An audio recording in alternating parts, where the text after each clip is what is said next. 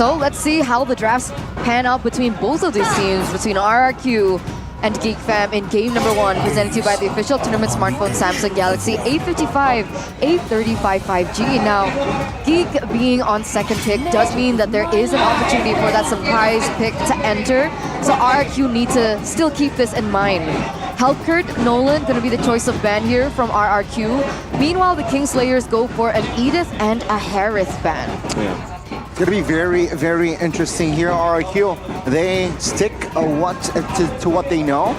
Against Beloyski, that Helkert ban is always going to be prio. And this is new, the Nolan ban as well. So finally, targeting Vincent. We've seen that Vincent has been getting away with the Nolans constantly. The Rogers has usually been the one banned out, but maybe because of the nerfs, RRQ don't see it as a threat to fairness too. So 3 respect bans to Beloy, Vincent, and Aboy. Meanwhile, Geek Fam, risky game they are playing. Chip has been left open. We mentioned this earlier. Will RRQ take the bait? No, they won't. They don't care about the chip. You want to give it over to Beloy, the chip? Oh man, BBB on a hero like this. This just might be the answer that Geek Fam was looking for, right? With the choice of bans, it's a mind game. We thought that this would happen between both of these coaching staffs. So with the chip being put in the hands of Beloyski, he's just so creative. It's not a straightforward kind of gameplay that Beloyski has on this chip. It's not your typical chip. And I'm honestly afraid. How will RRQ be able to control the map, realizing that Beloyski's on the chip, always scouting, always looking for opportunities? I think a good answer would be the Mathilda. The Phobius plus the Mathilda, that's already a very, very good combo. The Mathilda can actually just scout out as well. If you see the chip, circling Eagle, get out, just go for the scouting. The Julian will be the choice for Geek Fam after the Nolan has been taken away. And honestly, for RRQ, they can also just go for a Ling. Someone that can have more map control with that mobility. So Mathilda, Ling could be it. It might be a bit too greedy though. If you go Mathilda, maybe you want to get a strong mid lane presence, someone independent. To try to stop the mid lane, you got to start winning lanes up against a chip, right? Because if you start losing, then chip will snowball. I mean, here's the thing, right? I mean, I really want to talk about the duration that Geek Fam was using that time. It shows that the Julian and Chip is actually out of their scenario already. So now the response is, yeah, you mentioned the Mathilda and the Eve. It's going to be taking up more space in this formation here with this composition. Yeah. Okay. Mathilda and the Phobius does make sense. You mentioned a mid laner that is independent. Would you consider the Eve as an independent mid laner? Yeah, I would. I think Eve is probably the best pick right now when it comes to just being a solid mid laner. Previously, we saw the Vexanas, we saw the Auroras even. But yeah, I think the Eve just covers all of the bases. You're good everywhere currently with a lot of the nerfs towards the Zask and the Juicin.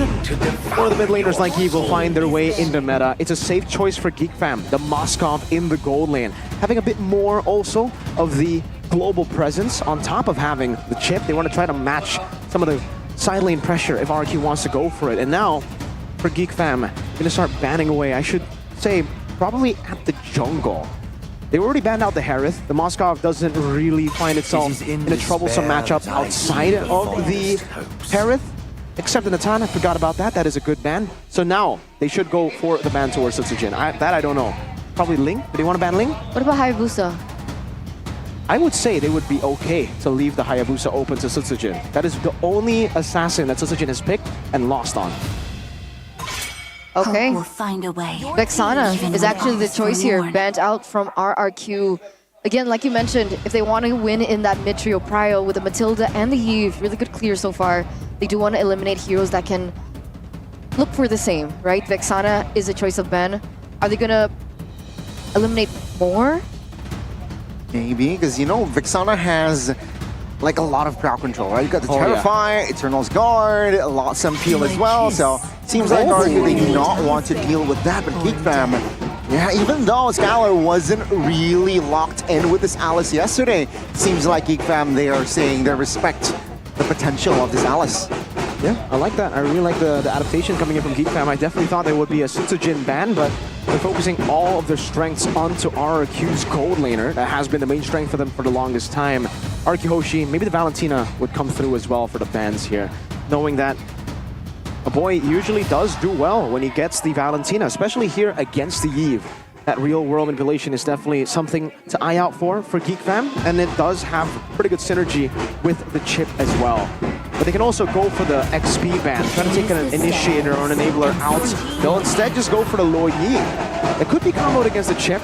We haven't seen that too often in MPL ID, but now Geek Fam have the opportunity to go for the Valentina that I thought was going to be banned out. I mean, technically, they can also kind of postpone the Valentina for later, right? Unless... Nah, no way, right? No way this chip gets flexed. Valentina gonna be chosen in up first. So they're, what, extending the option for the EXP laner? Yeah. We're trying to get him a comfort pick here towards the last two picks of RRQ. Geek Fam have gone on a very good comp to go up against Ling, by the way. We were saying that, you know, the Ling could be an answer for RRQ. The Julian, Moskov, and Valentina, all three of them do pretty well against the Ling. You have blinks, dashes that will make it hard for the Ling to get the Tempest of Blades on point to knock people up. So for RRQ, they might have to just go back to... Oh, what? Okay, for a second, I thought it was Franco. But yeah, it's Bane.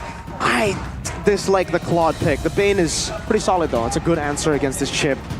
But now for Geek Fam, honestly, they could go for a lot of different choices here. No Arlet. They can go to Rizla. They can go... Do they want to go Gatot.exp? I don't like it. I don't like it. What was I thinking about? I was thinking about something. What XP? Oh, Ruby. Ruby they can still pull off again against the Povius. But they decide on the Damus. Another Vengeance in the mix that will deal pretty good damage against the Claude, honestly. He will have to be very careful when he decides to go for the basic attacks. So? Solid against Povius as well, right? Laning phase, very strong, very fast clear as well. Let's see though, will he be able to withstand damage mid to late? That's a big question. Interesting drafts from both of these teams. Not a lot of experimental choices either, right? Other than the Claude that, you know, Mirko is very vocal about disliking since yesterday. Yes, sir. We'll see whether or not it can work this time around.